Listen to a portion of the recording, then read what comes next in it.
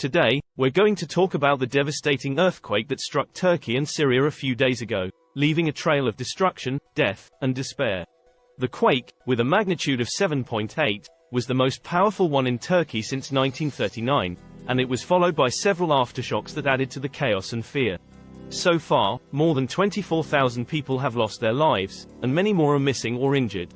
The rescue efforts are ongoing, but the chances of finding survivors under the rubble are fading away as time passes. Tens of thousands of people are homeless, and many cities and villages are in ruins. The scale of the disaster is overwhelming, and the trauma and grief will linger for years. In Turkey, there are questions about the government's preparedness and response time, as well as the quality of the buildings that collapsed. The president, Tayyip Erdogan, has promised to rebuild the affected areas and punish any looters or corrupt officials. However, some people accuse him of using the disaster for political gain, as he faces tough elections soon and his popularity is declining.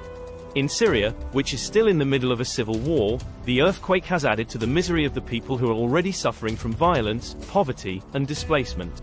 The aid efforts are hampered by the conflict and the lack of access to some areas.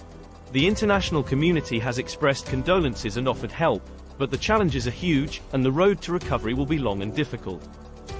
We need to show solidarity and support for the victims and the survivors, and demand accountability and transparency from the authorities.